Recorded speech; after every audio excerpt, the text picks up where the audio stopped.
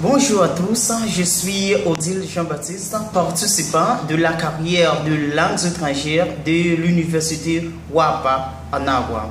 Aujourd'hui, c'est un réel plaisir pour moi d'être parmi vous pour socialiser. C'est ce qu'on appelle ma production finale de la signature Conversation française.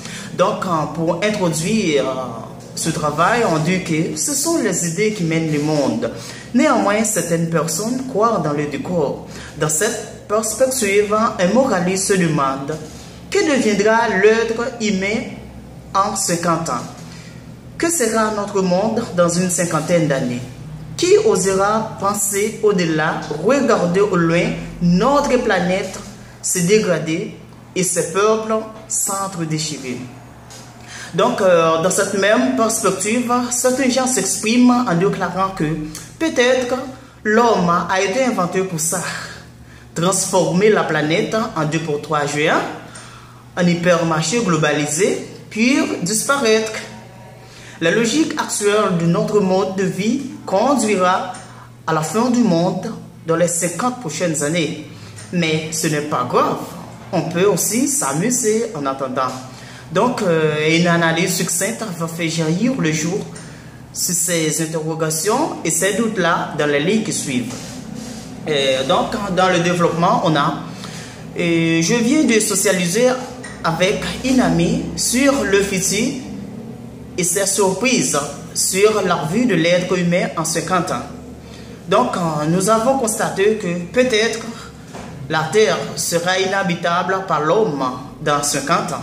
C'est-à-dire, l'homme va être disparu si on ne prend pas des mesures drastiques contre le phénomène du réchauffement climatique causé par le lobby des industries vivant du charbon et du pétrole.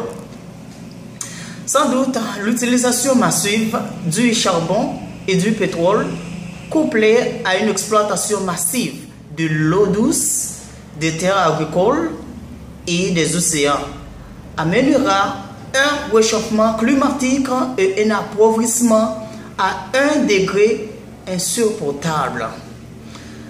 Donc, l'heure va devenir inexplicable. Il y aura des tempêtes partout dans le monde et la fonte de la calotte glaciaire. Le manque d'eau pourrait toucher près de 3 milliards de personnes dans le monde avant 2050.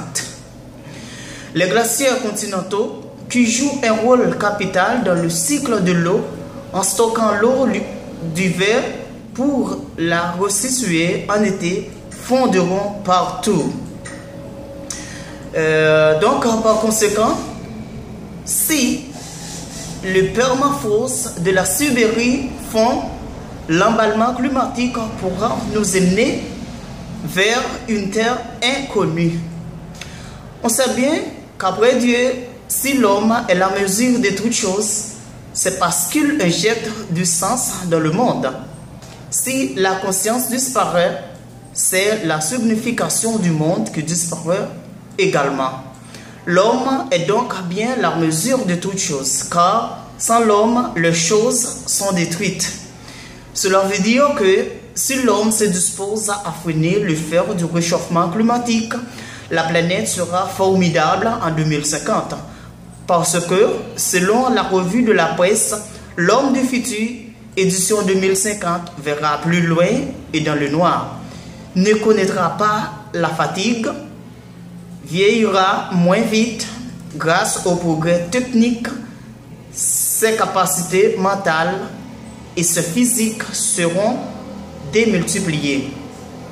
Car l'homme du futur sera donc un mélange de super-héros du roman à Robocop.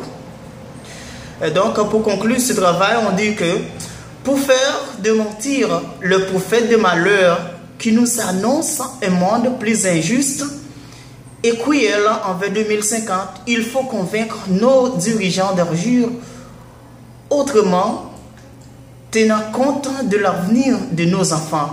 C'est-à-dire en intégrant le fait que dans un univers multipolaire et interconnecté, notre réussite dépendra étroitement de la réussite de tous les autres pays. Donc, c'est collectivement que nous trouverons des solutions. Comme le disait l'économiste Jean Boissonnat, à force d'imaginer le bien, on finit par y contribuer. Donc, mon opinion personnelle sur ce sujet, c'est pour éviter qu'il sera plus triste plus tard, les gens partout dans le monde, il faut utiliser des énergies renouvelables telles que éoliens, panneaux solaires qui ne mettent pas de gaz à effet de serre et aussi prendre des mesures drastiques le plus tôt possible pour freiner le fait de la catastrophe du réchauffement climatique dans notre environnement en mettant en place la réimplantation ou la conservation du patrimoine forestier, le développement du commerce équitable et le développement de l'éducation pour conscientiser les hommes sur la protection de l'environnement. Merci à tous, c'est tout pour aujourd'hui. Au revoir, nous verrons à bientôt.